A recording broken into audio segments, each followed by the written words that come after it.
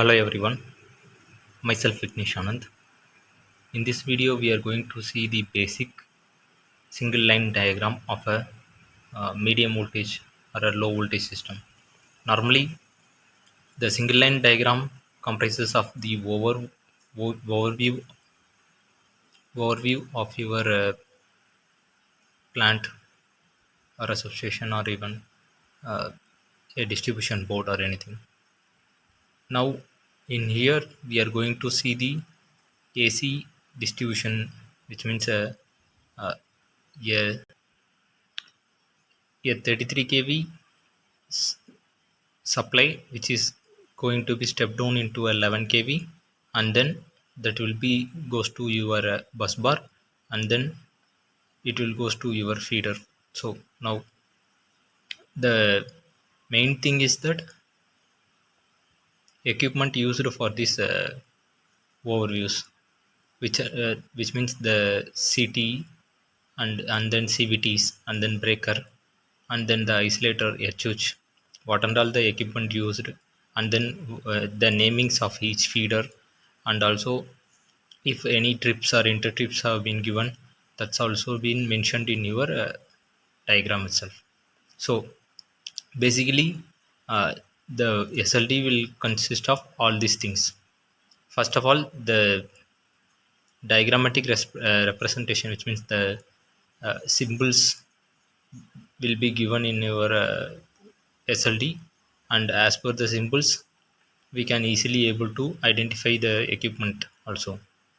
So uh, just for your clarification, I'm saying that uh, if it is given like this means it's a VT, then if it is given like this means it's a isolator, and if it is shown as a earthing means HH. Then uh, next is your breaker. Actually, this is your total HH. I am just for a clarification, I am saying that. Then your CT in which the each cores are been used in a unit protection, which means 87 in the sense this is a ANSI code of your differential relay. Then if anything specified like 51 means overcurrent relay. Likewise, there are some of the ANSI codes are being also been used in your SLD. Next, as I said, the 33 kV main source, it gets stepped down into a 11 kV. Before that, there is one transformer will be given, but in here the SLD, for your basic knowledge, the SLD has been modified in a short term.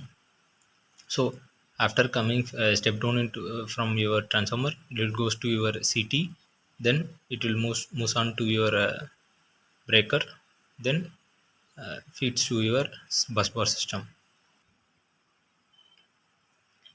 Next, as I said, the overcurrent relay in which core number 5 has been taken, then that goes to your breaker. Likewise, this C1, which means core 1, has been taken for another protections, like it will be taken as a transformer differential or anything like that, they will be taken. Then core number 2 is for your metering. Then uh, core number 6, which goes to your 33 kV panel. Then in here one HH was given. Actually, this the thing is your isolator. Normally it will be enclosed. If it is in opened means it will automatically earth your VT. Then the breaker, in which the breaker TC1 and TC2, which means trip coil 1 and trip coil 2, all the things have been mentioned. Then it goes to your bus bar panel. In here the bus bar panel is separated, separately gives the outgoing to three number of feeders: feeder 1, feeder 2 and feeder 3. Then for the main bus voltage calculation, Here one separate VT was given for this 11 kV bus bar. Then as I said, each feeder comprises of your separate isolator, HH breaker, then CTs. Likewise, isolator, HH breaker, and CTs. Then for feeder 3, isolator, HH breaker, and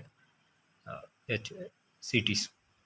Then in here, each core has been taken for separate protections. Like core 1 is taken for your 87B, which means bus bar protection. Then core 2 is for your metering. Then core 3 is for your 87L, which means line protection, line differential. Then 67 is for your backup over current protection, or any other direction ground fault. If it is in a 67N, means it will be a direct ground fault protection. Likewise, the protection will be uh, literally differs according to their namings, which means if it is a 67N, means it will goes to a it will be belongs to a directional ground fault. Then only 67 means a line backup or a overcurrent backup. Likewise, the mentioning will be done. Then 87L, as I said, it's a line differential. Next, um,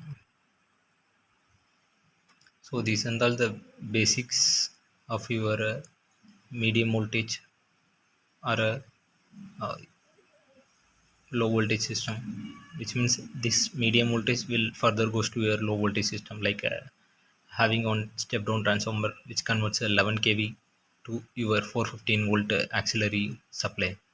So in this case, the same will be repeated, like how we are taking our protection for your transformer protections, then for your line protection, then for your cable, in the sense cable differential protections, then for your overcurrent earth fault protections. So this and all the basics things which and all carried in your SLD.